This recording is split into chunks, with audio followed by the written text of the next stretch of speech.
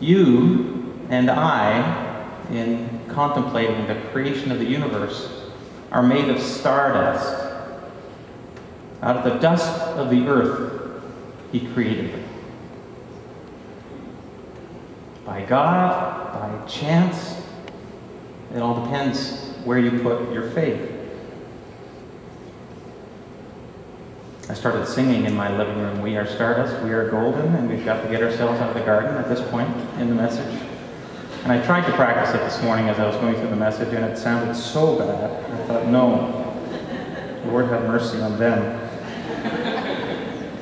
Science shows us who God really is and how much over which God really cares.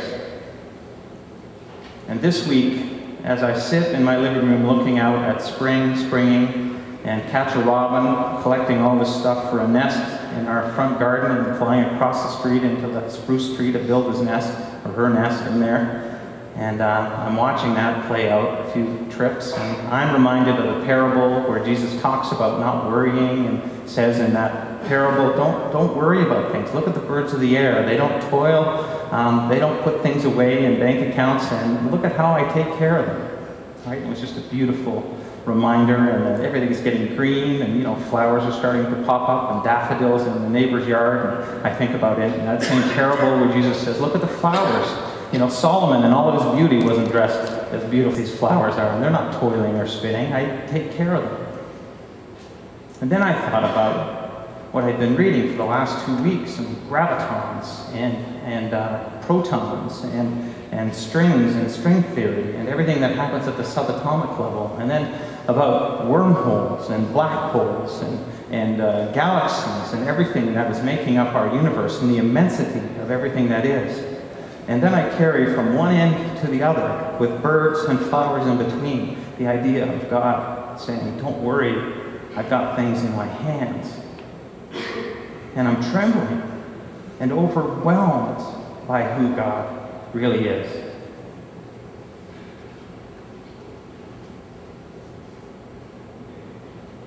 Science shows us who God really is.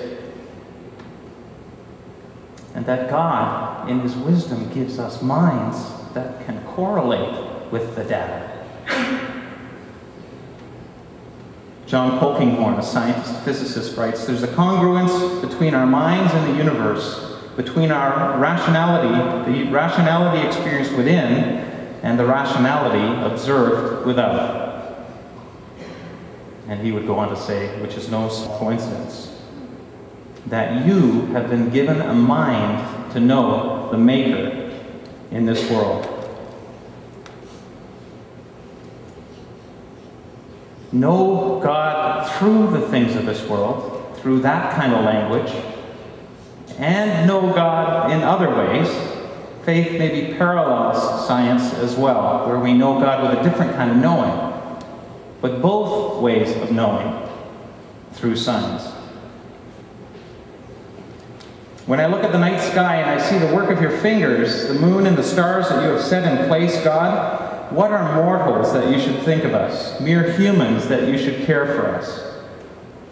And yet, for you made us only a little lower than God, and you crowned us with glory and honor, and the ability to do this, and to explore, and to search out, and to reach. It's an important way of knowing who God is. And faith doesn't obliterate it. It enhances it, and it deepens it, and it enriches it. And it brings why alongside of how in such a profound and beautiful way that purpose and intent and a different kind of reason comes to our scientific searches. This really is God's world. And He did make it right down to the smallest little quarter.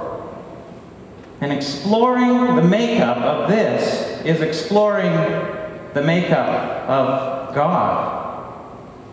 Celebrating great science and new discoveries is celebrating a great God who's meant to be discovered. And the scientific endeavor, whether you believe it or not, whether you're a person of faith or not, I believe, and this came from Polkinghorne as well, is worship.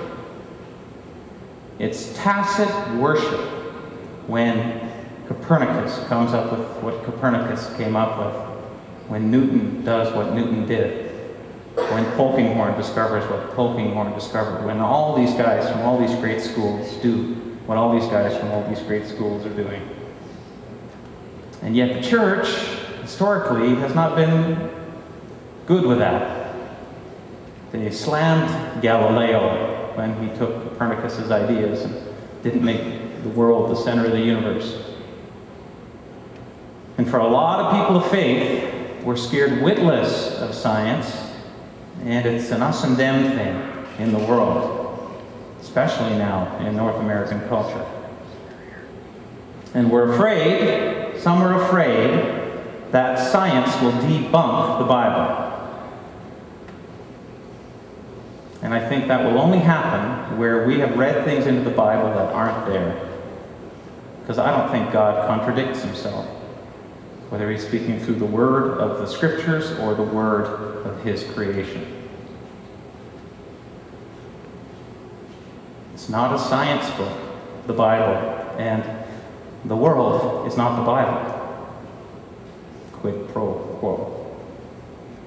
It was the Judeo-Christian worldview that got the scientific movement going, really got it going, just like it got hospitals going and educational institutions going in general, that we believe that the world was God's and God made it. We ought to pursue what God did to try to figure it out a bit more and worship God through that pursuit.